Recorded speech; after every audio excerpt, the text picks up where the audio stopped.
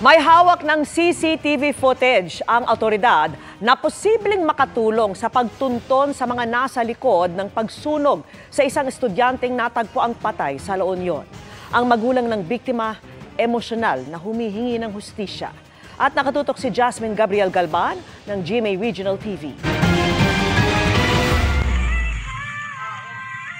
Mabait at masayahing anak. Ganyan ilarawan ng mag-asawang Valdez ang kanilang nag-iisang anak na si Mark Dave.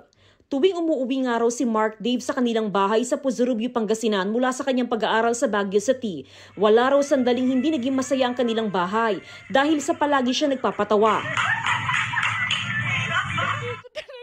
Kaya lubos ang kanilang pagdadalamhati nang matagpo ang patay ang estudyante sa bakanting lote sa Bacnotan, La Union noong July 2. Hindi ko talaga matatanggap. Ang bait-bait ng anak ko, ginanon lang siya. Nakitang may saksak ng ice pick si Mark Dave sa iba't ibang bahagi ng katawan at pinukpok ng matigas na bagay sa ulo.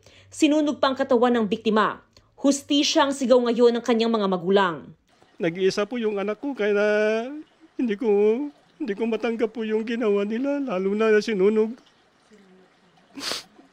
Hindi natutulog ang Diyos at kahit papano makonsensya yung gumawa niyan, talagang demonyo, kriminal. Tatlong anggulo ang tinitignan ng pulisya ng motibo sa krimen, pero hindi na nila ito dinitalye. Malaking bagay raw sa pulisya na mayroong GPS tracker ang nirentahang kotse ng biktima papunta sa La Union.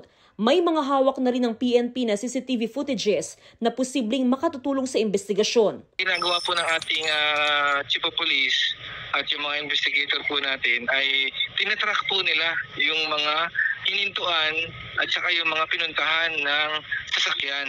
Inaalam na rin ng pulisya kung sino ang mga nakasama ng biktima sa kotse bago siya natagpo ang patay.